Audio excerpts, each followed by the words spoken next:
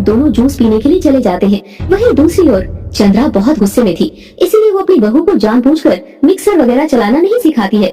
बेचारी रिमझिम को सिलबट्टे पर ही सारा मसाला पीसना पड़ता है। लगता है आज खाना बनाने में बहुत देर हो जाएगी। पता नहीं मेरा दिमाग कितना कमजोर है। मेरी ननद ने मुझे मिक्सर चलाना इतने अच्छे से सिखाया था, लेकिन तब भी मैं सही से चला नहीं पाई। वहीं दूसरी ओर चंद्रा अपनी बहू को ऐसे मेहनत करते हुए देखकर बहुत खुश हो रही है। तेरी तो सिलबट्टे वाली ही औकात है, तू कहाँ चला पाएगी अमीर रसोई के महंगे महंगे सामानों को। खैर रिमझिम को खाना बनाने में बहुत देर हो जाती है। तभी चंद्रा उसके पास जाती है। माँ जी बस सब्जी बनने वाली है। हाँ हाँ ठीक है, अब इतने घंटे से तू बना रही है तो बनी जाएगी। आई एम सॉरी माँ जी, वो सिलबट्टे पर मसाला पीसने में बहुत टाइम लग गया। क्यों टाइम लग गया भाई? तुम्हारे घर में ऐसी मशीन तो होगी नहीं, तो तुम सिलबट्टे में ही तो पीसती होगी मसाला। नहीं सासू माँ, हमारे घर में मिक्सर है, लेकिन थोड़ा पुराने स्टाइल का है। मतलब यहाँ के जैसा हाईफाई और महंगा वाला नहीं है। अच्छा, तो तेरे घर में भी मिक्सर था? हाँ माँ जी। चलो अच्छी बात है, तुम्हारे घर में कम से कम एक दो मशीन तो है। मैंने सोचा कि वो भी नहीं है। अच्छा, अब सबके लिए खाना लगा दो, तुम्हारे ससुर जी की दवाई का टाइम भी हो गया है। जी माँ जी। इसके बाद रिमझिम सबके लिए खाना लगा देती है और सभी लोग खाना खाते हैं। खैर ऐसे ही कुछ दिन बीत जाते हैं और तभी एक रात 2 बजे तक आर्यन जाग कर लैपटॉप पर अपना काम कर रहा था। आर्यन जी, रात के 2 बज चुके हैं, अब तो आप सो जाइए, कल आपको ऑफिस भी जाना है। अरे नहीं नहीं, मुझे अभी 1 घंटा और जागना होगा और अपना काम कंप्लीट करना होगा। तुम नहीं जानती, मैं अपने काम के साथ कोई कॉम्प्रोमाइज नहीं करता, तभी तो हमारी कंपनी इतनी आगे है। हाँ वो तो मैं अच्छे से जानती हूँ, आप बहुत मेहनती हैं, लेकिन मेहनत के साथ आराम करना भी तो जरूरी है, तभी तो आपको एनर्जी मिलेगी और आप अपना काम और अच्छे से कर पाएंगे। बात तुम्हारी सही है, लेकिन क्या करूँ, अभी ना कुछ दिनों से वर्कलोड कुछ ज्यादा ही है। हाँ मैं देख रही हूँ, करीब 7 दिन से आपका यही रूटीन है, आप 3-4 बजे तक जागते रहते हो। हाँ रिमझिम, क्या करूँ, काम में तो ऐसा ही होता है। हाँ मैं भी थक जाती थी और सो जाती थी, लेकिन मैंने सोचा कि आज मैं आपके साथ जागूंगी। अरे नहीं नहीं रिमझिम, तुम रेस्ट करो। नहीं नहीं रुकिए, मैं आती हूँ। ये कहकर रिमझिम किचन में चली जाती है और आर्यन के लिए कॉफी बनाकर लाती है। अरे ये कॉफी? हाँ कॉफी पी लीजिए, इससे आपको नींद भी नहीं आएगी और थकान भी नहीं लगेगी। थैंक यू सो मच रिमझिम। इसमें थैंक यू कैसा, मैं तो आपकी पत्नी हूँ। ये बात सुनकर आर्यन कुछ सोचने लग जाता है। क्या हुआ आर्यन जी, आप तो कुछ सोचने लग गए। वो कुछ नहीं रिमझिम, बस ये सोच रहा था कि रात के 3 बजे तक काम पूरा हो जाएगा कि नहीं। आप इतनी मेहनत कर रहे हैं तो काम 3 बजे नहीं 2:30 बजे ही खत्म हो जाएगा, आप देख लेना। पहले आप फटाफट कॉफी भी लीजिए। हाँ। मैं भी बहुत ज्यादा बोलती हूँ ना, अब मैं अपना मुंह बंद कर लेती हूँ ताकि आप अपने काम पर फोकस कर सके। बड़ी फनी हो तुम रिमझिम। अच्छा तो तुम अब सो जाओ, मैं अपना काम कर लेता हूँ। हाँ ओके। रिमझिम सो जाती है। वही जैसा रिमझिम कहती है वैसा ही होता है। आर्यन का काम 30 मिनट के अंदर ही खत्म हो जाता है। वाह, रिमझिम की तो आंख लग गई। चलो अब मैं भी थोड़ा आराम कर लेता हूँ, सुबह 9 बजे निकलना भी है। इसके बाद आर्यन भी सो जाता है। वहीं अगली सुबह होती है और दरवाजे की घंटी बजती है। बहू देख तो कौन है। हाँ माँ जी। रिमझिम जल्दी से दरवाजा खोलती है तो देखती है कि वहाँ पर उसकी माँ और बहन आई है। रिमझिम बहुत खुश हो जाती है। माँ आप? कल्पना? हाँ दीदी। तीनों एक दूसरे को गले लगाती हैं। ओहो, आइए आइए समधन जी आइए। जी समधन जी। दोनों घर के अंदर आती है। इसके बाद सभी लोग बैठकर गपशप करने लगते हैं। रिमझिम सबके लिए नाश्ता लगाती है। ये लो खाओ ना साली जी। जी जीजा जी, आप भी खाइए। अरे मैं तो खा चुका हूँ, मैं तो अब ऑफिस के लिए निकल रहा हूँ। अच्छा। खैर थोड़ी देर के बाद आर्यन ऑफिस चला जाता है। वहीं कल्पना रिमझिम से कुछ बात करना चाहती थी, तो कल्पना उसे उसके कमरे में ले जाती है। क्या हुआ, तो मुझसे अकेले में क्या बात करना चाहती थी? दीदी वो। तभी कल्पना अपनी बहन को एक चौंकाने वाली बात बताती है। रिमझिम हैरान हो जाती है। क्या? हाँ दीदी। कल्पना अपनी बहन को वो बात बता देती है जिसे सुनकर रिमझिम की आंखें फटी की फटी रह जाती है। वो रोने लग जाती है। ये कैसे हो सकता है कल्पना? मुझे भी कुछ समझ नहीं आ रहा दीदी, आखिर जीजू ऐसा क्यों कर रहे हैं? अगर आर्यन जी को मुझसे प्यार नहीं था तो उन्होंने मुझसे शादी ही क्यों की? चिंता मत करिए दीदी, आखिर बात क्या है ये मैं पता लगाने की पूरी कोशिश करूंगी। दरअसल कल्पना जब से रिमझिम के ससुराल में आई थी तब से आर्यन न जाने क्यों उसे घूर घूर कर देख रहा था और देख देख कर बहुत ही अजीब तरीके से मुस्कुरा भी रहा था। कल्पना, मेरी किस्मत बहुत बुरी है, मुझे तो मर ही जाना चाहिए। नहीं दीदी ऐसा मत बोलिए, गलती किसी और की है तो मरना आपको क्यों पड़ेगा? ऐसा क्यों होगा भला? न जाने क्यों हुआ ऐसा मेरे साथ।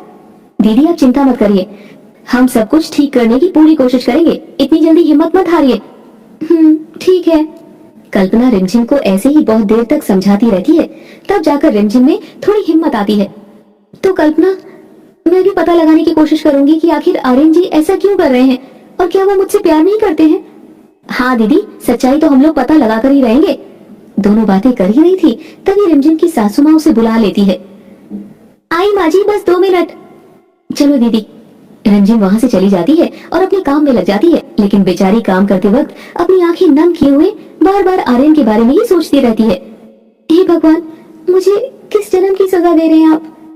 और रिमझिम ऐसे ही अपनी आंखें नम किए हुए अपना काम करती रहती है। वहीं दूसरी ओर कल्पना अपनी माँ से बात कर रही है। माँ, ये बताइए, दीदी का इतना बड़ा घर है और यहाँ पर एक भी नौकर नहीं है। जब से हम लोग आए हैं तब से बस दीदी अकेली सारा काम कर रही है। बेचारी थकती नहीं होगी क्या?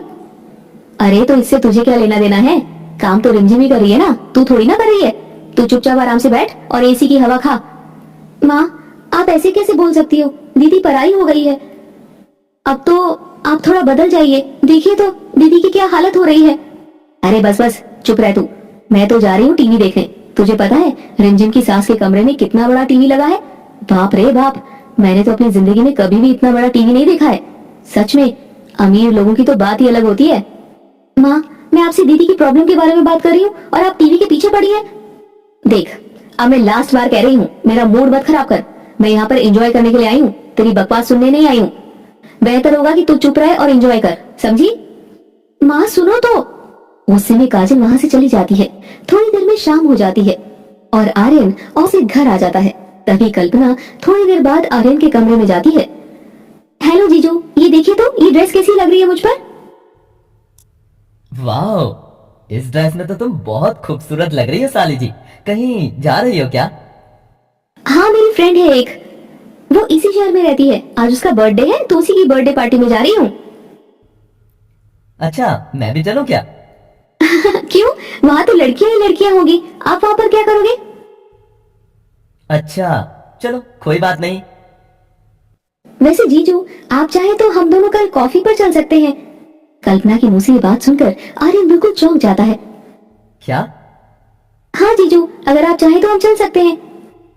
अच्छा, लेकिन अचानक से तुम्हें क्या हो गया? सब ठीक है ना? हाँ जीजू, सब तो ठीक है, लेकिन कुछ दिनों से मैं ठीक नहीं हूँ।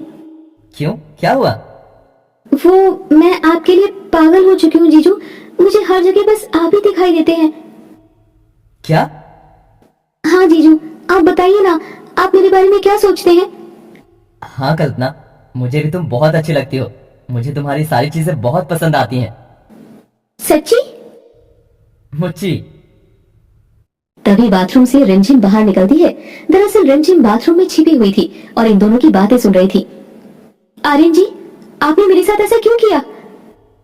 वो रिमझिम, मेरी कोई गलती नहीं है। जीजू, नाटक बंद करिए। आप जिस तरीके से हमें देखते हैं, क्या हमें पता नहीं चलता कि आप क्या सोच रहे हैं? आपके मन में वाकई में क्या चल रहा है, ये जानने के लिए ही हमने ये नाटक किया है। हाँ आर्यन जी, आप हमसे प्यार नहीं करते तो क्यों की हमसे शादी? रिमझिम, मुझे माफ कर दो, मुझसे बहुत बड़ी गलती हो गई। मैं कसम खाता हूँ आपसे ऐसा कभी नहीं करूंगा। मैं ही बेवकूफ था जो तुम्हारी जैसी पत्नी मिलने के बावजूद भी ऐसी हरकतें करने लगा। और इस तरह आर्यन रिमझिम के सामने गिड़गिड़ाने लगता है। इसीलिए रिमझिम का मन पिघल जाता है। आर्यन उसके पैरों में पड़कर माफी मांगने लगता है। ठीक है आर्यन जी, हमने आपको माफ किया। आप जैसे भी हमारे पति हैं, हम आपका सम्मान करते हैं, लेकिन प्लीज दोबारा ऐसा मत करिएगा। हाँ जीजू, प्लीज ऐसा दोबारा मत करिएगा, वरना हम अपनी दीदी को यहाँ से ले जाएंगे। हाँ कल्पना, आई एम सॉरी, आगे से ऐसा बिल्कुल नहीं होगा। चलिए दीदी। दोनों बहनें वहाँ से चली जाती है। वहीं इसके बाद आर्यन सीधे अपनी माँ के पास जाता है और उसे इन सारी घटनाओं के बारे में बता देता है। माँ, मेरा तो बोलने का बहुत कुछ मन कर रहा था, लेकिन मैं अपनी बहन के लिए चुप था, वरना दोनों को ऐसा सुनाता ना कि दोनों जिंदगी भर याद रखती। माँ, आप इन दोनों का अच्छे से क्लास लेना आज से। तू चिंता मत कर बेटा, इन दोनों को तो मैं खून के आंसू रुलाऊंगी। और वैसे भी तू तो जानता ही है इनकी माँ क्या करती थी पहले, तो जाहिर सी बात है कुछ असर तो बेटी पर आएगा ना। हाँ माँ। वहीं दूसरी ओर ना भी अपनी माँ काजल को भी ये सारी बातें बता देती है, लेकिन काजल तो उसे उल्टा चुपचाप रहने के लिए कहती है। तू ज्यादा जज बनने की कोशिश मत कर, समझी? जैसा भी चल रहा है चलने दे, तुझे उसकी जिंदगी से क्या लेना देना। अरे हमें हर महीने 30-35 हजार मिल जाते हैं बस, और क्या। माँ सच में आप बहुत लालची हो। और ये कहकर कल्पना उस कमरे से बाहर चली जाती है। वहीं काजल को इस बात से कोई फर्क नहीं पड़ता। खैर वहीं चंद्रा अपने बेटे की बात सुनकर बहुत गुस्से में थी, इसीलिए वो रिमझिम को सबक सिखाने के लिए सीधे रसोई में जाती है। ये माइक्रोवेव तो खुला ही है, बंद करना भूल गई क्या आज भी? हाँ माँ जी सॉरी, बंद करना भूल गई, अभी बंद करती हूँ। जब भी कुछ बोलो तो बस यही बोलती है कि बंद करना भूल गई, बंद करना भूल गई। अरे बिजली का बिल क्या तेरा बाप भरेगा? ये सुनकर रिमझिम को बहुत बुरा लगता है, लेकिन बेचारी अपनी सासू माँ के सामने कड़वे घूंट पीकर रह जाती है। माँ जी आगे से ऐसा नहीं होगा। अरे अपना ये डायलॉग ना अपने पास ही रख, बार बार एक ही डायलॉग चिपका देती है मुझे। अब ये बता कि खाना बन गया कि नहीं? जी माँ जी सब कुछ बन गया है, बस रोटियां बनानी रह गई है। तो कब तक बनाएगी तो रोटियां? कल तक बनाएगी क्या? देख नहीं रहा रात के 9:30 बज गए हैं। सासू माँ वो माँ से कई दिन के बाद मिली ना, तो बस माँ के साथ थोड़ा बात कर रही थी, इसीलिए टाइम का पता नहीं चला। अरे तेरी माँ क्या कहीं की मिनिस्टर है जो उसके साथ बैठकर मीटिंग कर रही थी तू? जल्दी से रोटियां बना दे, वो भी 5 मिनट के अंदर। माँ जी लेकिन 5 मिनट के अंदर इतनी सारी रोटियां कैसे बनेगी, और आज तो एक्स्ट्रा रोटी भी बनानी है। मुझे कुछ नहीं सुनना, बस तुझे 5 मिनट में रोटियां बनानी है तो बनानी है। अगर रोटियां नहीं बनी ना तो हम बाहर से ऑर्डर करके खा लेंगे, और अगर बाहर से खाने में मेरी या इनकी तबीयत बिगड़ी तो इसकी जिम्मेदार बस तू ही होगी। नहीं माँ जी ऐसा मत बोलिए, मैं कोशिश करूंगी कि 5 मिनट में रोटियां बन जाए। जल्दी। तभी वहाँ कल्पना आ जाती है।